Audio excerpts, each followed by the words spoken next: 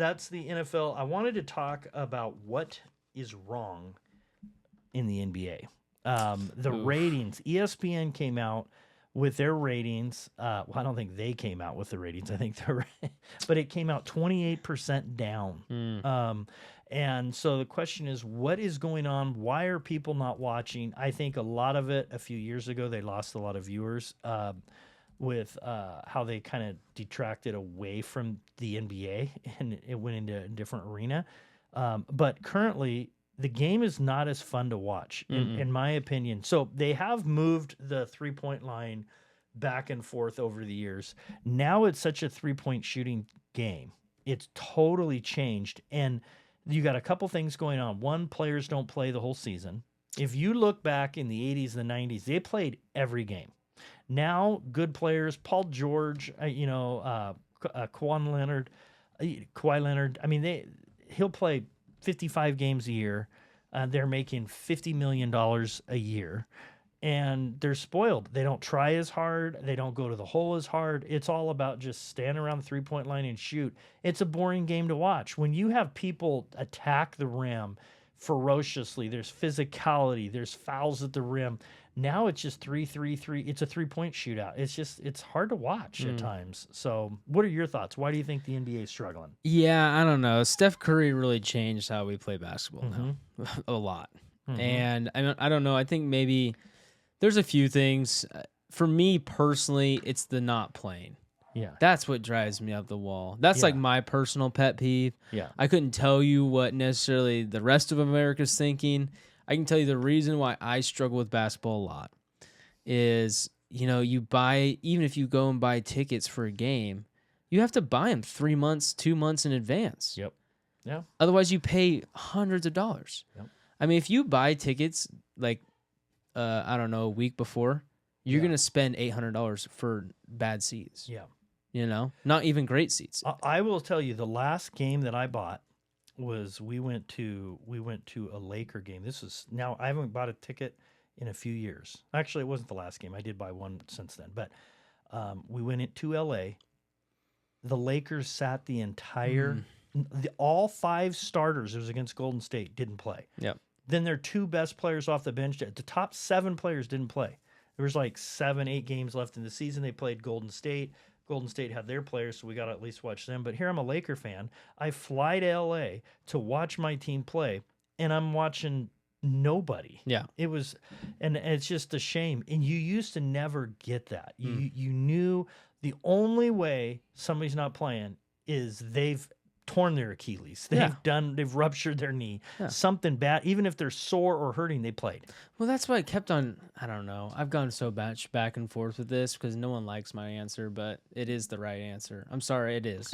It is. And that's the problem, is the games don't mean enough. No. When you play 80 games a year, they don't mean enough. It's the same problem with baseball. Think of how many more people would want to watch baseball games if they meant something. Yep. You can lose the World Series sells out every time. You know why? Because the game means something. Right? Yep. Guess what? The NBA Finals, they sell out every single time. You know why? Because the game means something. Yeah. Right? NFL football games, they sell like crazy. You know why? Because they mean something. Yep. The problem is when you play 80 freaking games, Yeah. they don't mean anything. Yep. You could not play for 10 games and still make the playoffs. And so it's not only does it not mean something for the fans, but it also the players know that too. Yes. Which is why they rest. It's not a joke. Yeah. So they say, why am I killing myself in week 10? Yes. And so I still got to play 10 more weeks. Yep.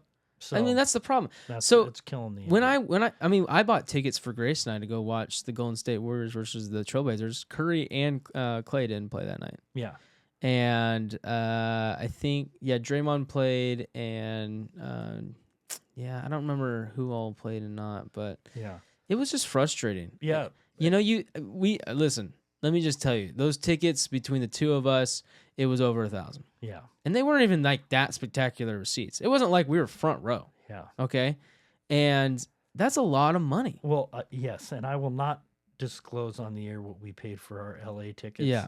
It was ridiculous, and to not watch any of our players play, was insane.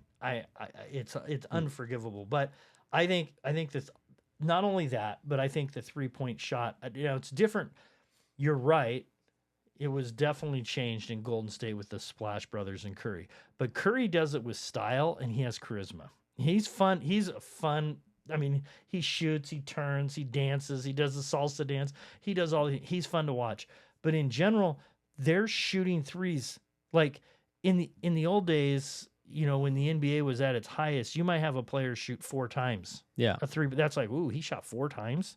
Now it's 4 1/4. It's ridiculous. And so every possession has a 3-point shot. So it's just the floor is spread. Nobody touches each other. There's no physicality. There's no fight. There's no hand checking. There's traveling. I mean, that Harden's travel was so bad. Yeah. I mean, LeBron James, you can show clip after clip where he picks it up just past half court and he just starts walking through the.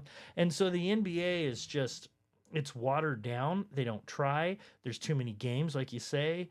They're going to have to do something, I think, with the rules to change it, to make the game an inside-out game, more physical, rather than just walk up, shoot 3, walk up, shoot 3.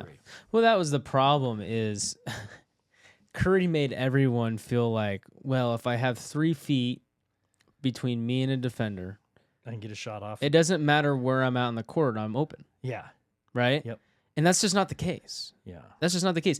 Steph Curry, his shooting percentage from the 3-point line and beyond is higher than anyone statistically anywhere close. Like, if you were to show a graph, this would be the average NBA player, and Steph Curry would be touching the ceiling right now. Yeah, he's not somebody you model around. It's not an close. aberration. Yeah. It's not close. So so we talked about this during the summer. I talked about a rule change before this happened, and I said 3-point line should be moved out. Now they've moved it back in. They moved it a few times.